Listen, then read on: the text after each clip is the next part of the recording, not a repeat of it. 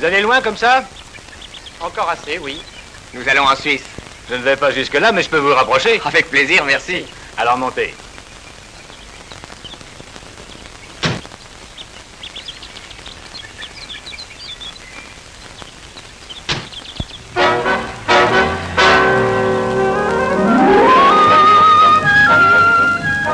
Vous êtes en vacances, probablement. Oui, nous en profitons pour aller visiter la Suisse. Bonne idée, c'est un joli pays. Et notre région, comment la trouvez-vous? Magnifique. Nous ne la connaissions pas.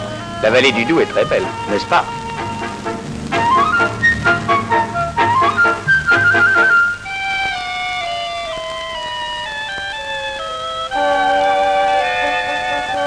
Quel est ce château? Le château de Montbéliard. Il est sur son rocher depuis le XIVe siècle. C'était la résidence des comtes de Montbéliard. Aujourd'hui, comme tout bon vieux château historique, c'est un musée.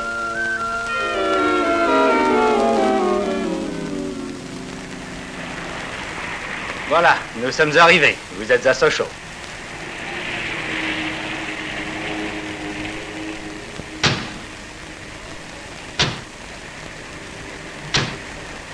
Je regrette de ne pas pouvoir vous emmener plus loin, mais ça ne m'est malheureusement pas possible. Mais c'est très bien comme ça. Oui, merci beaucoup. Tenez, voilà les usines Peugeot, c'est là que je travaille. Les usines Peugeot, ça doit être intéressant. Peut-on les visiter? Je pense que oui. Attendez, je vais voir ce que je peux faire. Si vous voulez, rendez-vous dans une demi-heure au centre de livraison. C'est le bâtiment de briques que vous voyez là-bas. Ah, oui, oui, d'accord. Ah oui. Alors, d'accord? Entendez. Au revoir. À tout à l'heure. Vous avez de la chance, c'est jour de visite aujourd'hui. J'ai pu obtenir l'autorisation de vous faire pénétrer dans les usines. Ah. Monsieur Lebrun, que voici, vous accompagnera. Bonjour, monsieur. Monsieur. Monsieur. Eh bien, je vous laisse. Merci Bonne journée, beaucoup. messieurs. Monsieur. Merci. Si vous le voulez bien, situons tout d'abord l'endroit où nous nous trouvons. C'est dans la vallée du Doubs, entre les Vosges et le Jura, dans la trouée de Belfort, et au carrefour de la Suisse, de l'Alsace et de la Franche-Comté, que se situe exactement le groupe de production de Sochaux-Montbéliard. Dans cette région, 6 générations d'hommes ont écrit l'histoire de Peugeot depuis la fin du XVIIIe siècle. L'usine de Pont-de-Roide, fondée en 1841, lamine à froid des aciers très filés et inoxydables. L'usine de Bourguignon, 1907, se consacre au laminage à chaud de produits sidérurgiques. L'usine de Beaulieu, créée il y a un siècle, 1857, produit des cycles, des cyclomoteurs, vélomoteurs, motos et scooters. Valentinier, depuis 1843, produit des outillages et du profilage d'acier.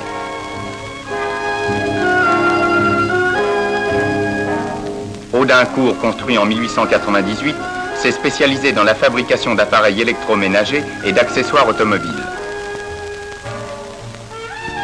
Enfin, en 1912, naissait l'usine de Sochaux.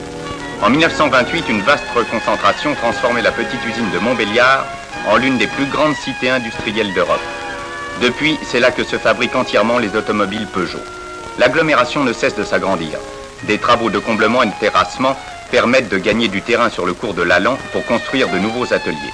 L'ensemble représente une surface couverte de 35 hectares. Avec les cités, la superficie totale est de 245 hectares. Sous les verrières, dans les ateliers, dans les bureaux, 17 000 personnes travaillent.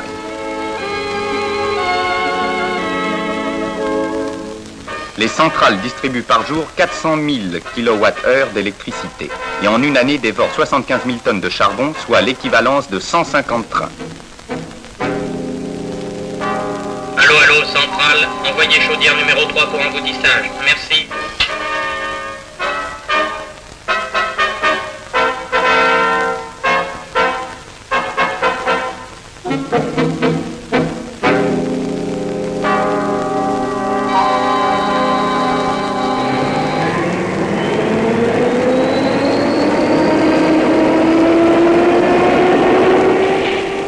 Commençons la visite par la forge.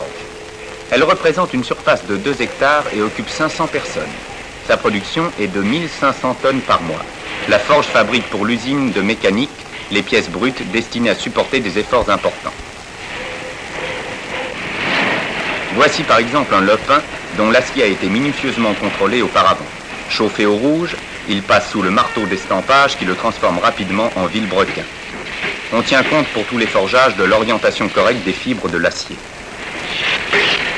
Quelle est la force d'un tel marteau? Elle se mesure par le poids de la masse tombante qui est ici de 5500 kg. Notre vilebrequin estampé est ensuite ébarbé, ceci pour faire disparaître l'excédent de métal ayant débordé de la gravure. On obtient alors une pièce de forme précise offrant les meilleures conditions d'usinage.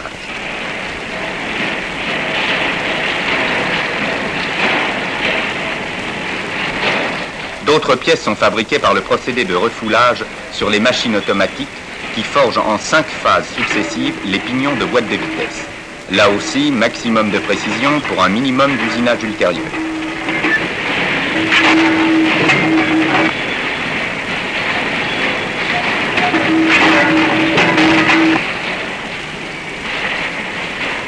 Comme pour le vilebrequin, c'est par estampage que l'on forge les bielles. L'opération s'effectue en 3 phases. Un premier marteau ébauche le lopin.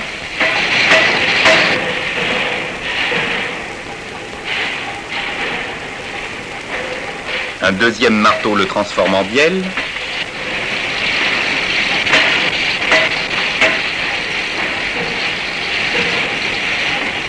Enfin, une presse à ébarber lui donne sa forme définitive.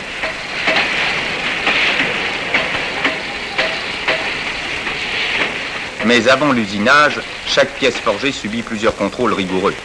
Les bielles, par exemple, sont testées au magnaflux, procédé magnétique permettant de déceler les criques dans le métal.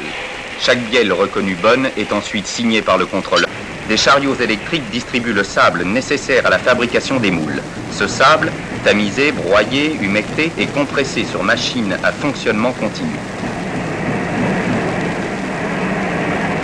Ici, il s'agit du moule pour les poulies de frein obtenues par pression du sable sur une plaque modèle préalablement préparée.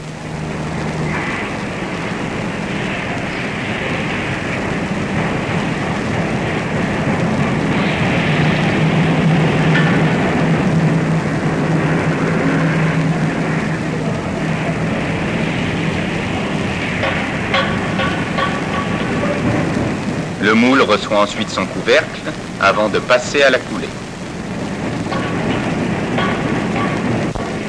Pour le bloc cylindre, on place dans le moule un noyau en sable aggloméré et durci par cuisson, destiné à réserver les évidements intérieurs de la pièce.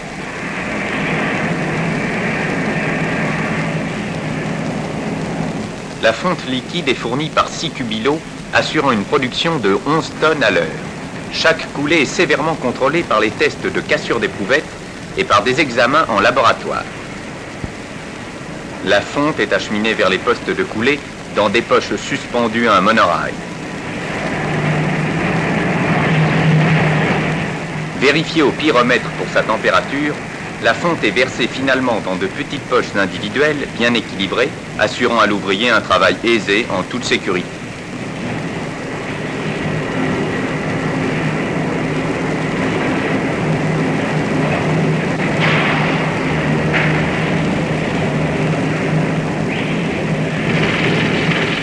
Après un temps déterminé pour le refroidissement du métal coulé, un vibreur débarrasse les pièces de leur moule et de leur noyau. Elles seront ensuite ébarbées, meulées et contrôlées avant de passer à l'usine de mécanique. Ne quittons pas les fonderies sans avoir vu une fabrication particulièrement intéressante. Il s'agit de la coulée par centrifugation des chemises de cylindre.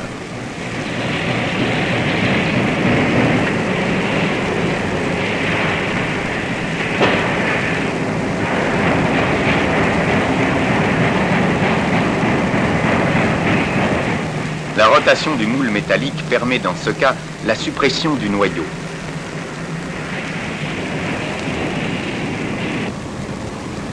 Dans un autre département des fonderies, voyons la coulée aluminium des pistons.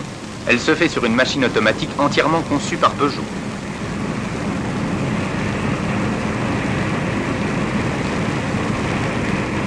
Cette sorte de carrousel permet de produire combien de pistons par jour?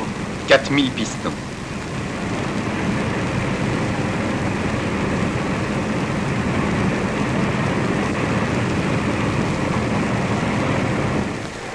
Ah, nous allons visiter maintenant l'usine qui occupe la plus grande surface de toute l'agglomération, 8 hectares.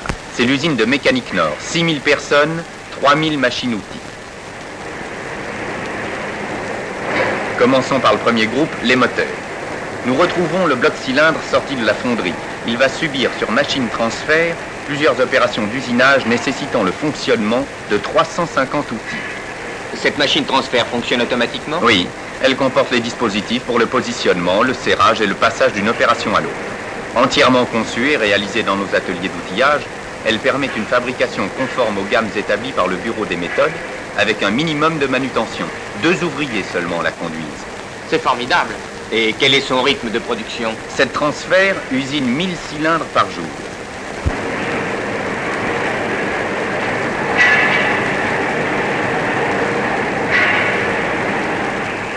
En fin de chaque ligne d'usinage, un poste de contrôle vérifie les cotes par des calibres appropriés.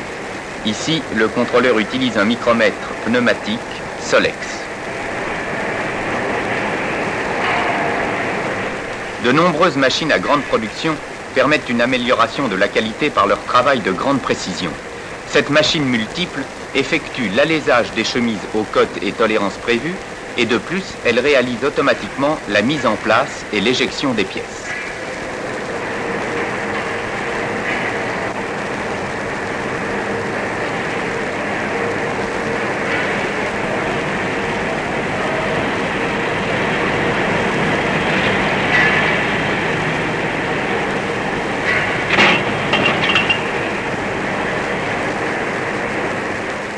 Une batterie de tours pilotes effectue l'usinage extérieur des chemises. Toutes les opérations en sont exécutées sans aucune intervention de l'ouvrier. Ces installations doivent augmenter considérablement la cadence de production. Ah, bien entendu. Elles permettent d'usiner 4000 chemises par jour.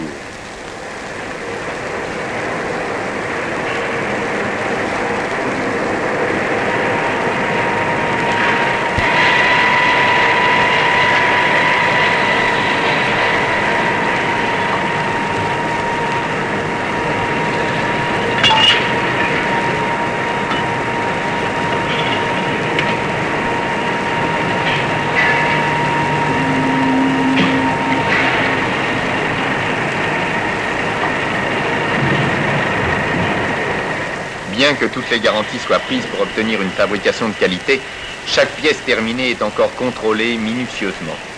Les appareils à touche électrique permettent d'un seul coup d'œil d'éliminer les pièces défectueuses.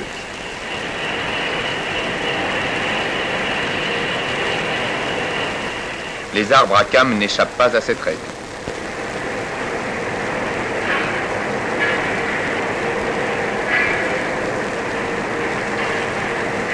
Parmi toutes les pièces composant le moteur, observons au passage quelques aspects des usinages du Villebrequin que nous avons vu naître à la forge.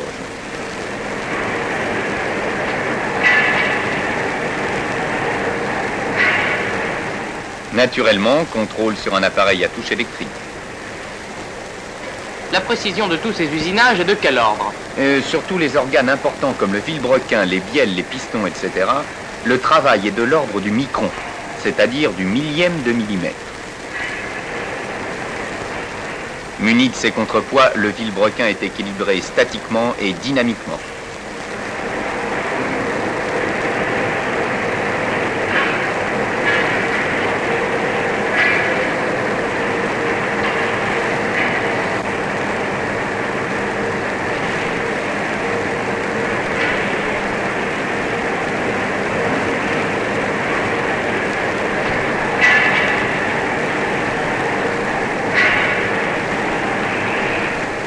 Le Villebrequin reçoit ensuite son volant équipé de la couronne de démarreur.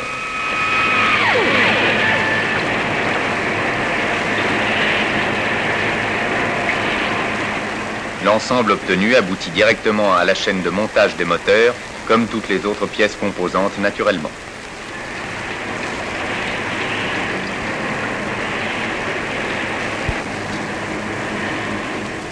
La conception de cette chaîne par petits chariots individuels permet une grande aisance de travail pour les ouvriers.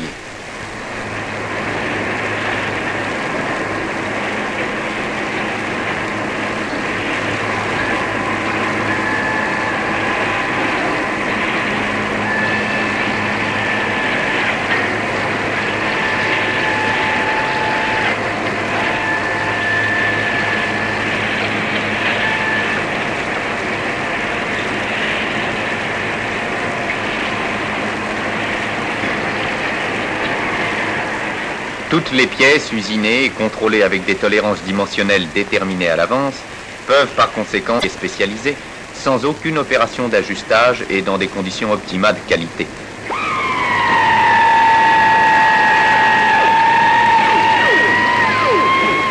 Quelques mètres avant la fin de la chaîne, ce contrôleur à qui rien n'échappe vérifie chaque moteur monté.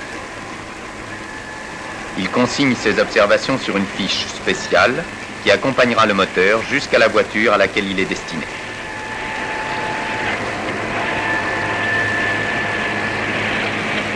Il reste encore la mise en place de l'allumeur et son réglage.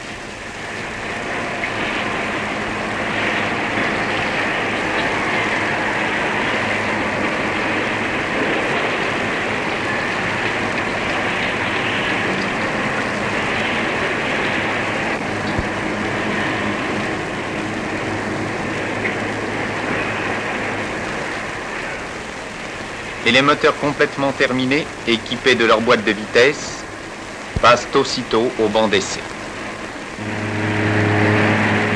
C'est ici que les moteurs tournent pour la première fois? Oui, ils sont essayés en 3 stades. Premier stade, c'est le rodage à vide. Le moteur est entraîné électriquement et comprime de l'air. Deuxième stade, on mesure sa puissance à des régimes différents et progressifs. Le moteur fonctionne à l'essence, comme sur la voiture. Il est freiné par la dynamo-frein.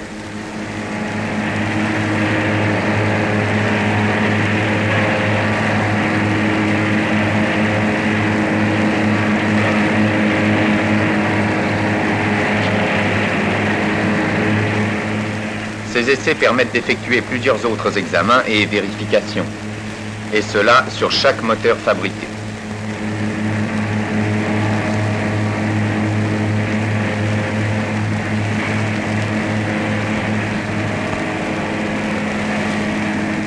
Quittons maintenant le domaine du bruit pour pénétrer dans celui du silence. La cabine d'écoute, c'est le 3e stade. On recherche les bruits anormaux et on règle le ralenti.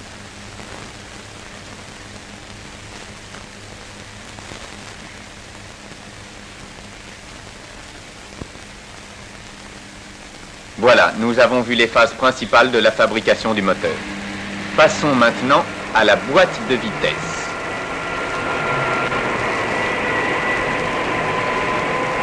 Comme pour les blocs cylindres, les carters de boîte sont usinés sur machine transfert. Une quarantaine d'outils sont en service simultanément. Que se passe-t-il si l'un de ces outils, pour une raison quelconque, ne travaille pas normalement? En cas de malfaçon, un dispositif électronique de sécurité stoppe immédiatement toute la machine.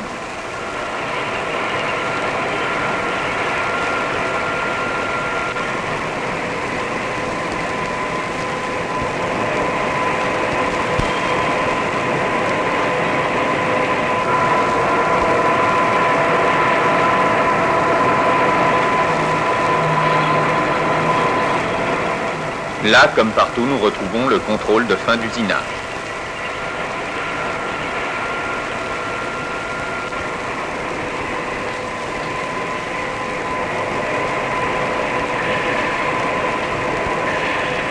Le carter de surmultiplier, lui aussi, est usiné sur machine transfert.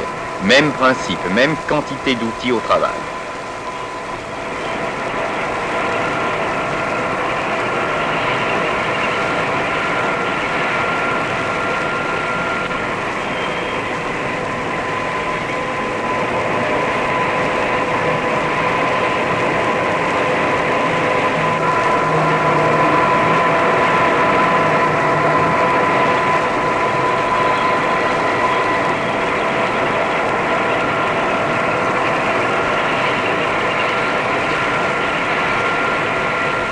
À nouveau, contrôle par montre comparateur et micromètre pneumatique Solex.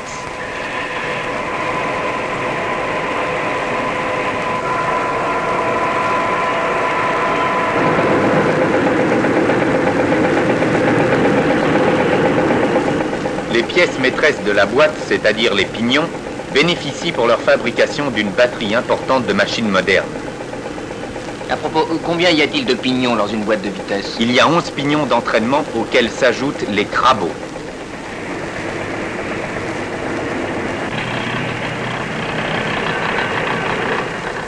Cette fabrication requiert des machines d'une exceptionnelle précision. Mais elle serait inefficace si elle n'était utilisée par des ouvriers hautement qualifiés. La qualité de la main-d'œuvre franc-comtoise est d'ailleurs légendaire au pays de l'horlogerie.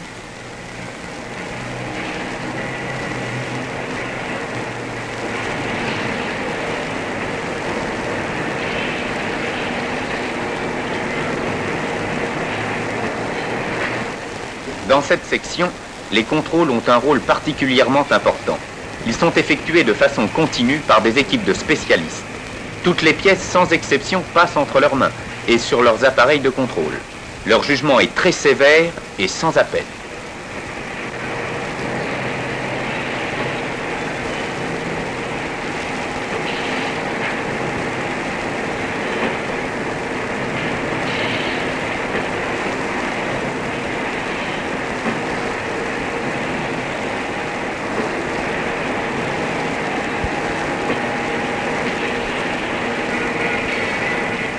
Après avoir affronté avec succès les vigilantes épreuves du contrôle, les pignons, transportés par balancelle, continuent leur voyage vers une enclave isolée du reste de l'usine, la cabine d'appareillage.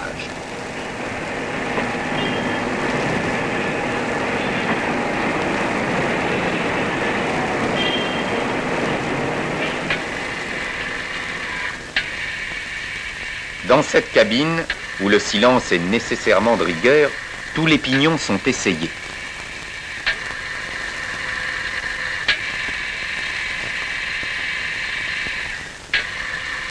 Le terme appareillage signifie probablement que les pignons sont essayés par paire.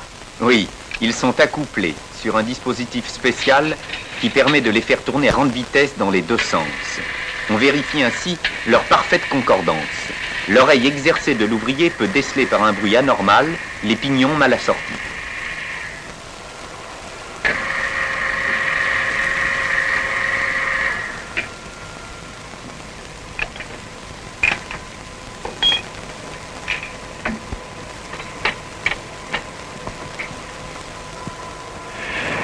Au sortir de la cabine d'appareillage, les éléments constitutifs de la boîte de vitesse rejoignent aussitôt la chaîne de montage.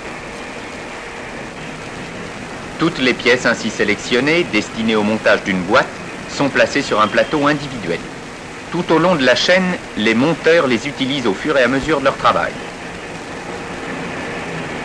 Grâce à son organisation, cette chaîne produit les 800 boîtes nécessaires à la production journalière.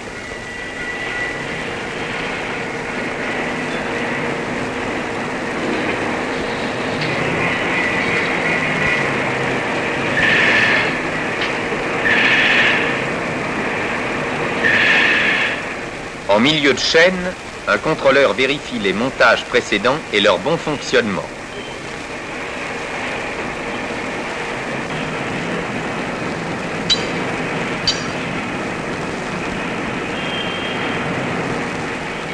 L'assemblage des carters d'embrayage et de surmultiplier est automatique.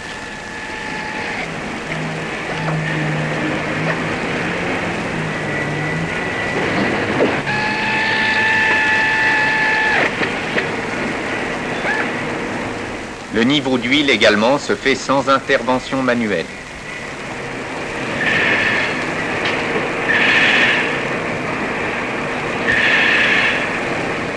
Enfin, les boîtes de vitesse sont acheminées par un convoyeur vers l'étape décisive de leur fabrication, les cabines de silence.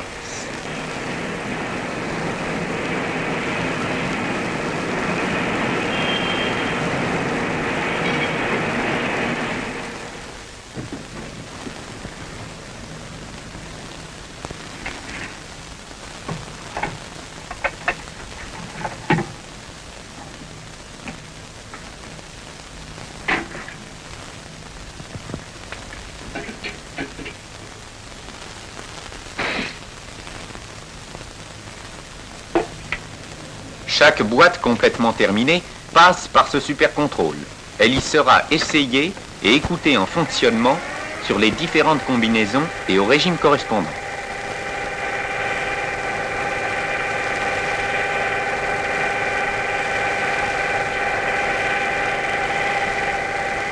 Un système d'amplification électronique offre à ces essais la possibilité de mesures visuelles très précises.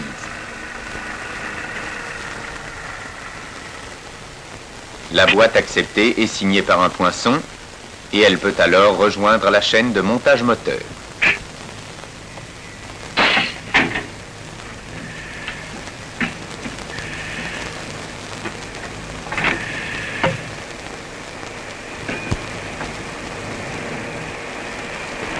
Les ensembles moteur-boîte terminés et munis de leurs fiches signalétiques sont stockés en bout d'atelier.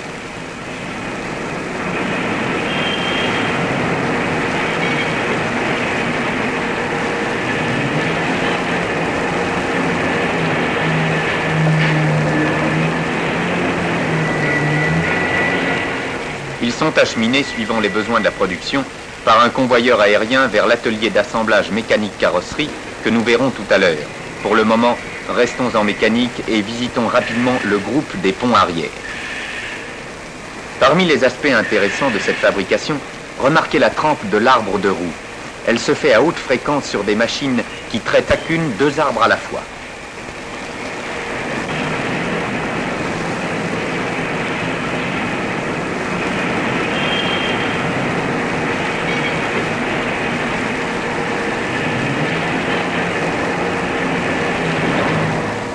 Le taillage des pignons planétaires et satellites est exécuté sur machine à cycle entièrement automatique.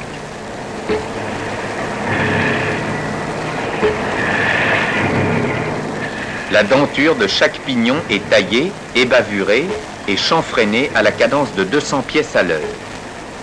Si l'une de ces pièces n'a pas les caractéristiques voulues, la machine la refuse purement et simplement.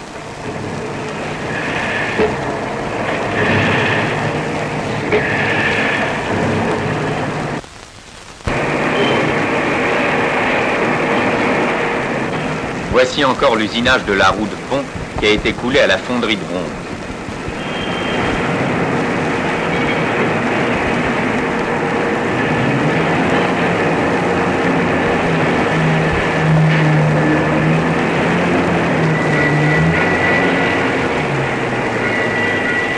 Le taillage des filets sur vis de pont est effectué par une série de machines automatiques.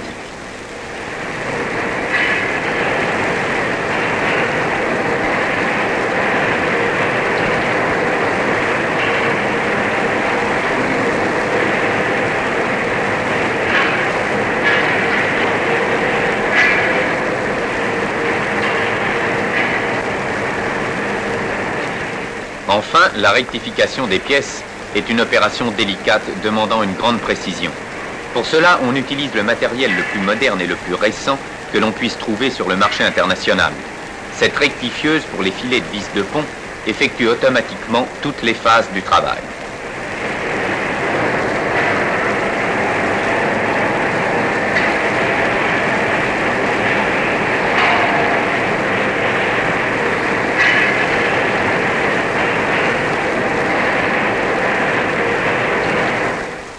Comme tous les contrôles que nous avons vus jusqu'ici, le contrôle métrologique est indépendant de la direction des fabrications.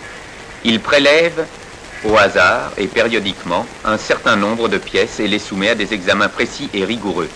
Les machines utilisées permettent d'apprécier le micron. D'ailleurs, ce n'est là qu'un nouvel aspect du contrôle Peugeot dont nous verrons encore de nombreux exemples.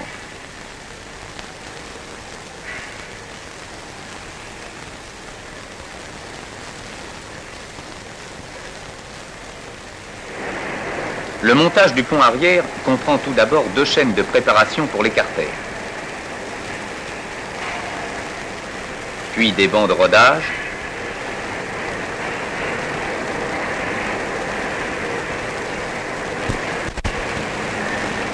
enfin la chaîne de montage dont la parfaite organisation permet une cadence élevée de production.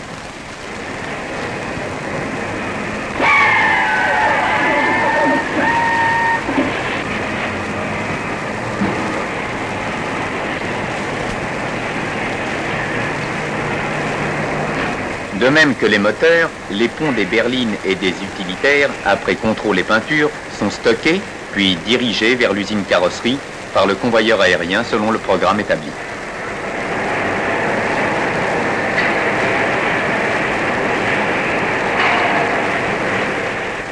Au groupe des trains à avant se fabriquent les amortisseurs, les directions et les traverses. Ces organes essentiellement de sécurité font aussi l'objet de contrôles multiples et sévères. Ici, c'est le contrôle aux montres comparateurs de la traverse avant.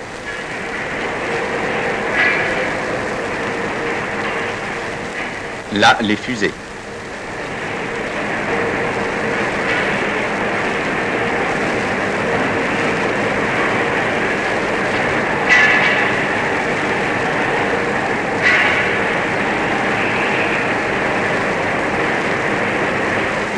Plus loin, les poulies de frein subissent l'épreuve du magnaflux qui révélera les failles possibles dans le métal.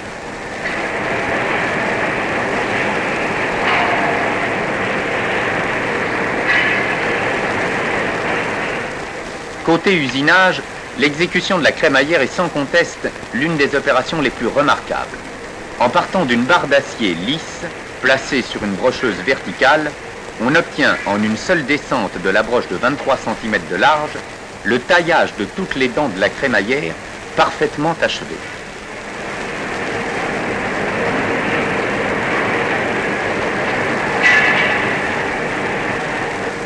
C'est étonnant. En suivant toujours le même principe, les pièces convergent vers la chaîne de montage où sont assemblés les trains avant.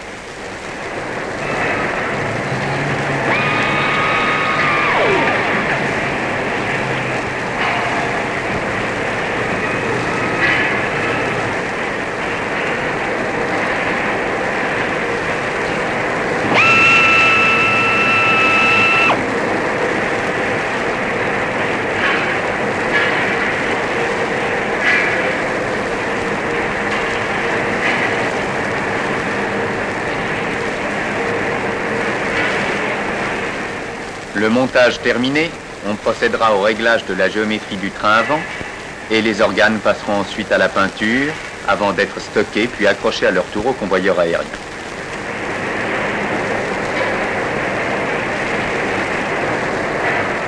Chaque ensemble, moteur-boîte, pont arrière et train avant, constitue une unité de montage. Les ensembles accrochés au convoyeur sur des supports numérotés se déplacent selon un rythme synchronisé avec celui des chaînes de carrosserie qu'ils vont rejoindre.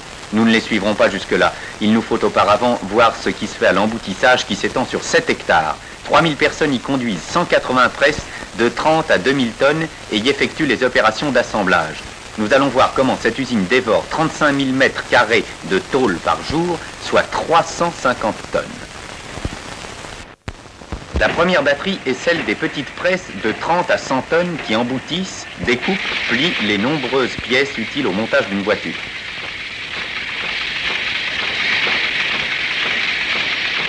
Cette presse, par exemple, à alimentation continue par ruban d'acier, sert à fabriquer des écrous encastrés.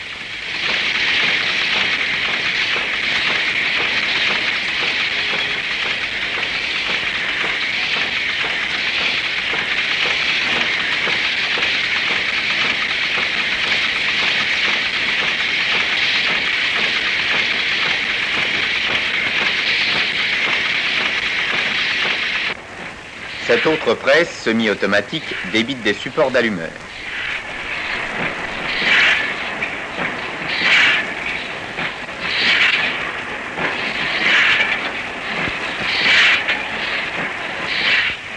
La batterie de 25 presses moyennes se charge d'emboutissage tels que réservoirs, buses de chauffage, etc. Ici, comme ailleurs, la tôle utilisée a été contrôlée avant la fabrication par prélèvement d'échantillons examinés en laboratoire. Pénétrons enfin dans le domaine titanesque des grosses presses. Ces monstres dociles de 800 à 2000 tonnes effectuent une sorte de balai gigantesque par leur extraordinaire précision. 1000 tonnes s'abattent sur une feuille de tôle et il en résulte de portes. C'est prodigieux. En effet, mais le prodige vient surtout de la longue et minutieuse mise au point des outils employés. Une matrice d'aile, par exemple, nécessite plusieurs mois de fabrication et plusieurs centaines d'heures de montage et de réglage.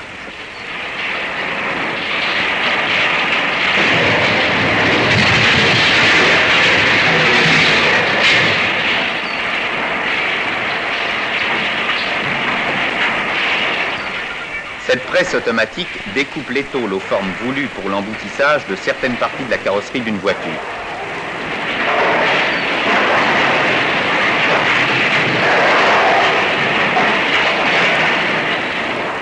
ces tôles ainsi préparées, cette presse de 2000 tonnes fera naître avec une apparente facilité des pavillons 403.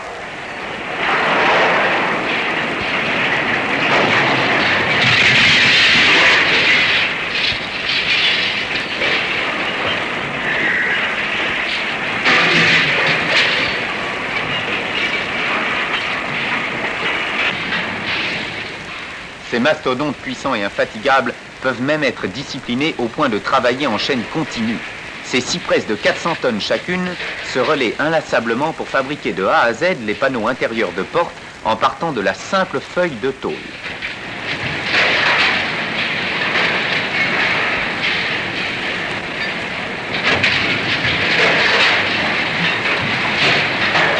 Sur cette chaîne, les manutentions sont assurées par bras preneurs et tapis roulants.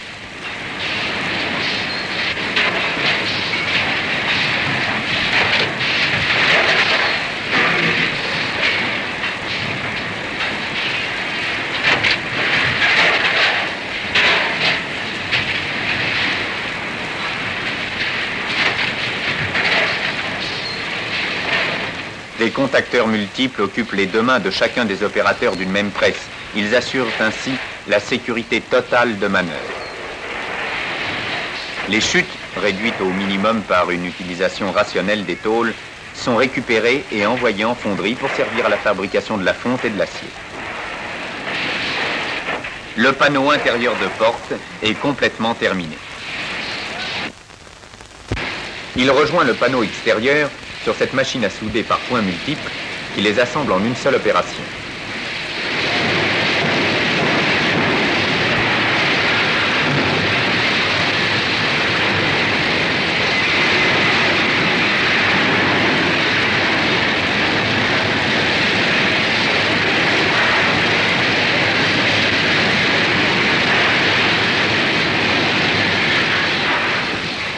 Toutes les pièces embouties, découpées et contrôlées passent à l'atelier de tôlerie qui fabrique les caisses. Ces assemblages effectués à la chaîne nécessitent l'emploi de 690 pinces à souder différentes. Combien faut-il de pièces embouties pour composer une carrosserie complète? Eh bien, une coque est composée de 600 pièces environ et comporte 6000 points de soudure. Le travail de tôlerie commence par l'assemblage du plancher.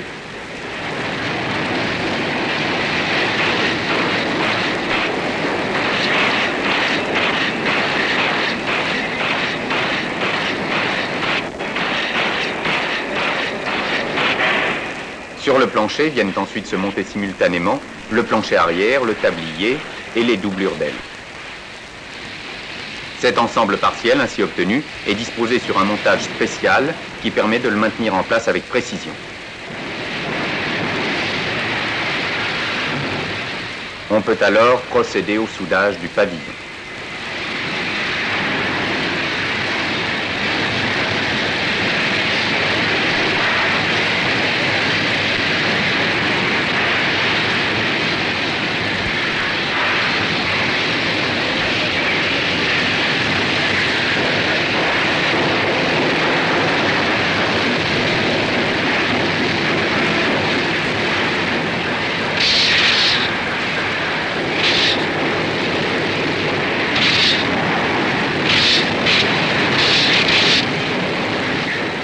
Desservis par un transporteur, les chaînes finition effectuent la mise en place des dernières pièces mobiles de la carrosserie. Le capot, le couvercle du coffre arrière, les portes.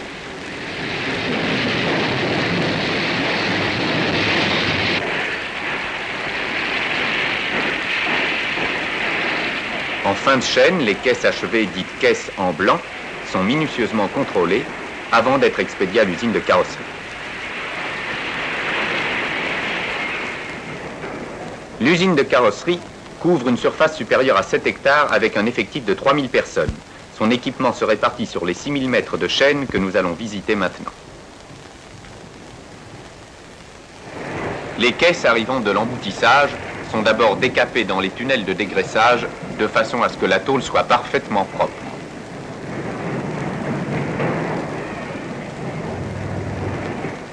En suivant une marche continue, les caisses entrent ensuite dans un deuxième tunnel où elles reçoivent la couche insonorisante, puis la couche d'après, appliquée par pistolage automatique.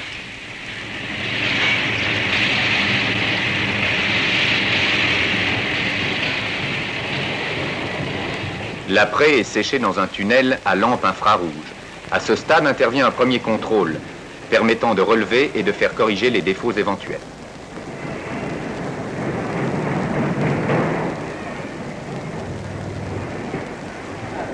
Les caisses soigneusement essuyées au tac-rag, linge imprégné de vernis absorbant les poussières, pénètrent ensuite dans les tunnels de peinture pour recevoir l'application de lacs synthétiques.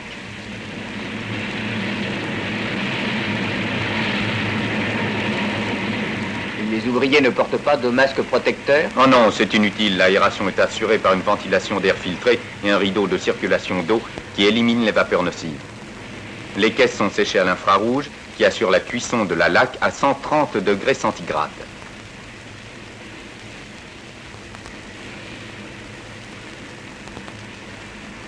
Au sortir des étuves, les caisses sont contrôlées, on pourrait dire scrutées littéralement par des yeux infaillibles et des mains expertes à déceler le moindre défaut ou la moindre anomalie.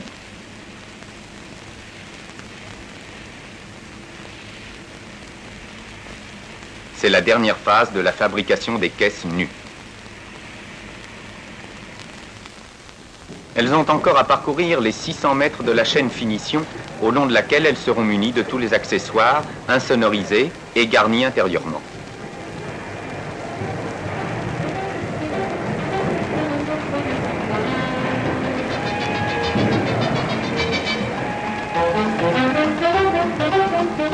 Les nombreux ouvriers travaillant sur cette chaîne exécutent avec une habileté surprenante les multiples opérations de l'habillage de la caisse.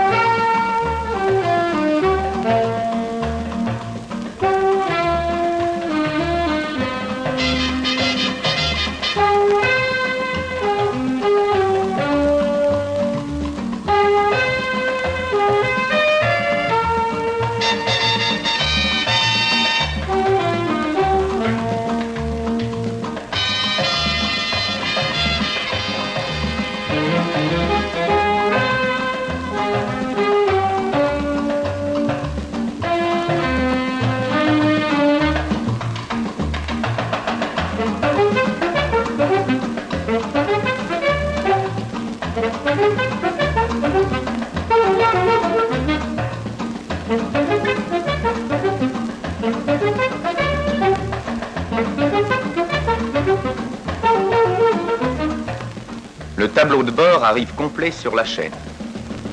Il a été préparé parallèlement sur une petite chaîne circulaire spécialement destinée à son montage.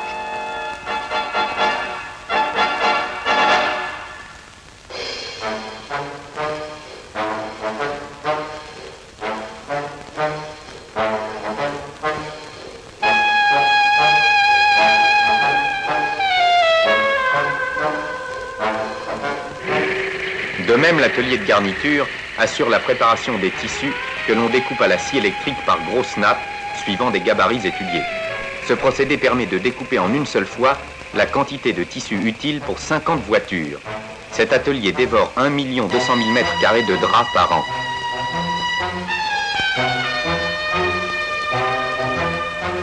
La couture, elle aussi, a son mot à dire. Elle est organisée en chaîne pour préparer les nombreux détails de l'habillement des voitures.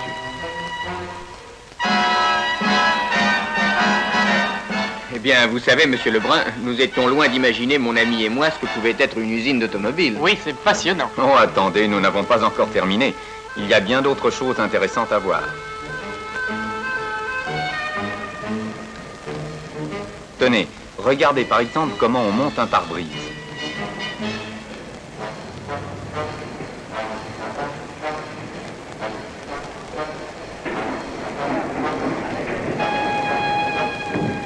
On le monte à coups de marteau? Ah non, pas exactement. C'est un maillet en caoutchouc dur que l'ouvrier utilise. Il frappe avec précision à certains endroits du pare-brise pour mettre en place le joint de caoutchouc qui entoure la glace. La technique est la même pour la lunette arrière.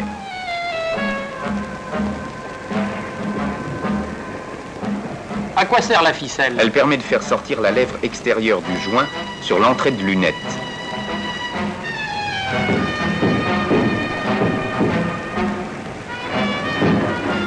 Le joint est finalement collé. Et avec quelle dextérité? N'est-ce pas? Continuons maintenant vers la fin de cette chaîne. Eh bien, tu viens? Pardon. Nous voici à la fin de la chaîne de garnissage. Comme à tous les stades de la fabrication, nous trouvons le contrôle. En quoi consiste-t-il exactement? Il consiste à vérifier si aucun accessoire n'a été oublié, si tous les serrages sont corrects, si les portes fonctionnent normalement. Cette contrôleuse connaît par cœur toutes les pièces constituant le garnissage d'une carrosserie. Rien ne doit lui échapper.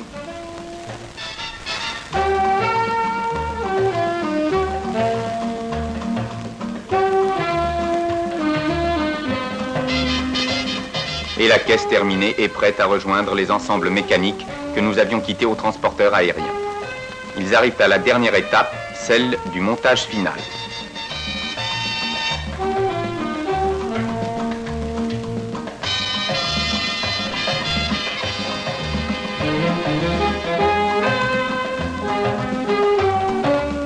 Au fur et à mesure de leur arrivée, les organes mécaniques sont engagés et positionnés les premiers sur les deux chaînes de montage longues de 200 mètres chacune.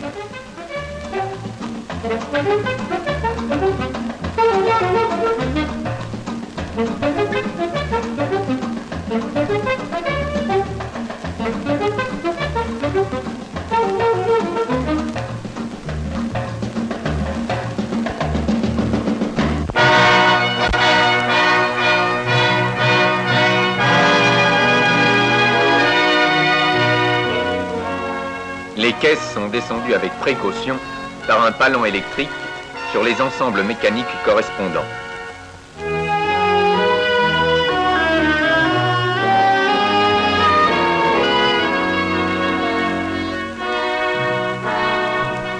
C'est là le point de jonction de la carrosserie avec la mécanique et où la voiture prend sa forme complète.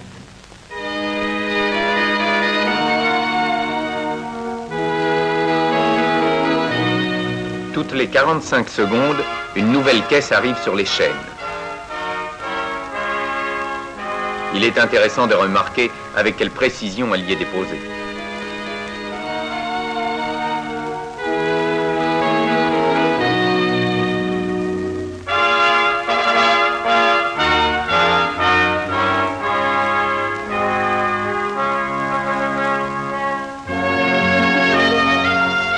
Je vois que des ouvriers travaillent aussi sous les voitures. Oui, pour fixer définitivement les organes mécaniques à la caisse.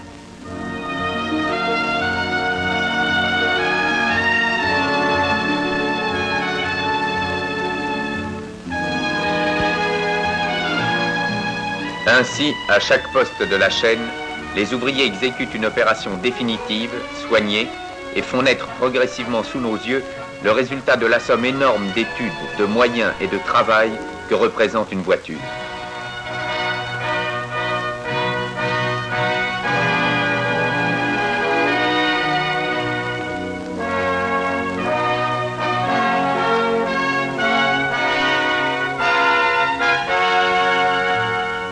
Dernier geste de la fabrication, quelques litres d'essence.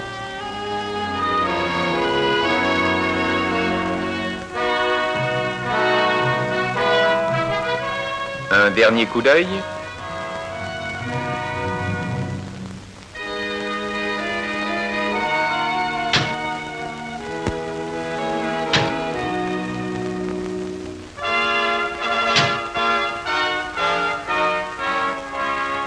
Un doigt presse un bouton. Et la voiture complètement achevée devient enfin une automobile.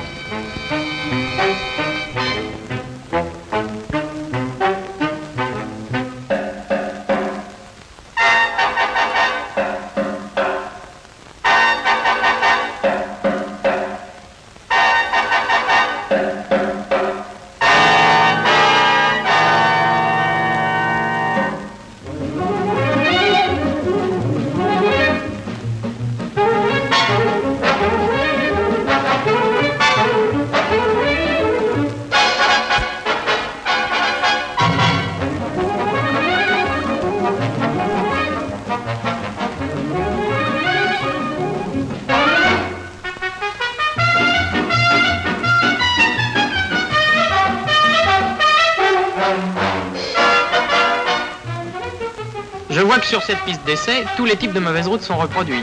Oui. Ils nous permettent de contrôler les qualités mécaniques et de confort de chaque voiture sortie de chaîne.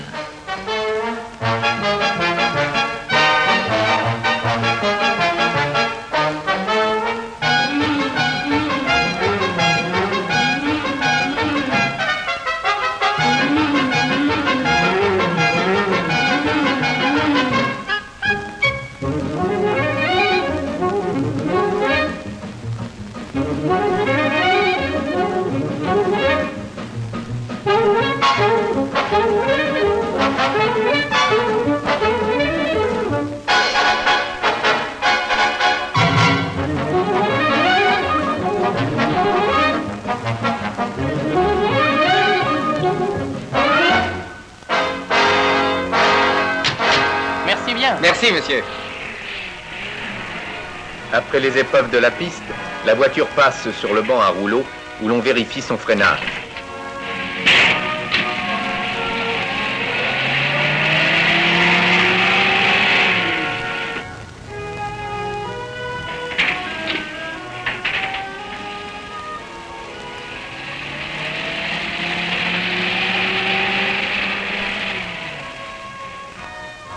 Il faut songer aussi aux intempéries.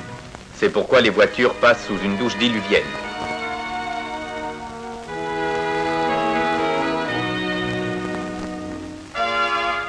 Cette pluie artificielle arrose copieusement chaque voiture, ce qui permet de contrôler la bonne étanchéité des habitacles. Elle sert en même temps de toilette finale. Enfin, ultime contrôle à l'usine avant de les confier aux services commerciaux.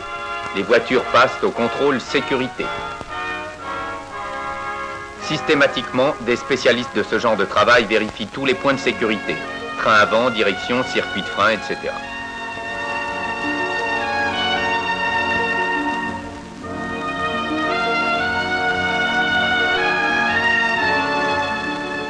Les résultats de l'examen sont consignés sur une feuille spéciale.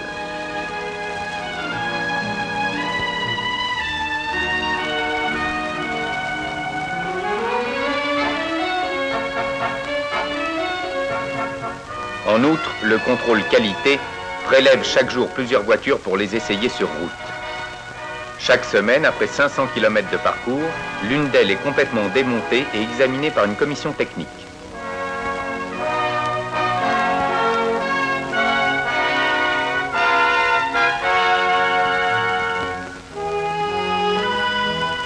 La plupart de la production est acheminée par voie ferrée sur wagons spéciaux à étages. 50 voitures par jour sont expédiées sous forme d'éléments détachés aux usines d'assemblage d'Afrique du Sud, d'Australie, de Belgique et d'Irlande.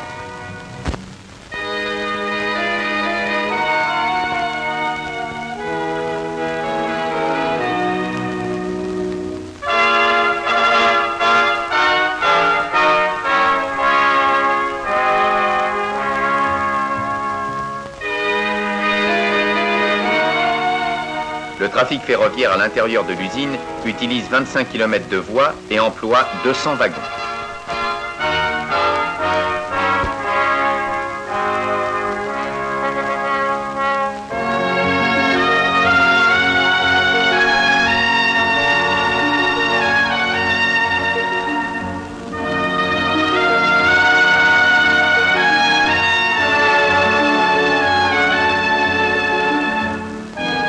Voilà, nous sommes arrivés au terme de la visite. Laissons les voitures aller vers leur destin.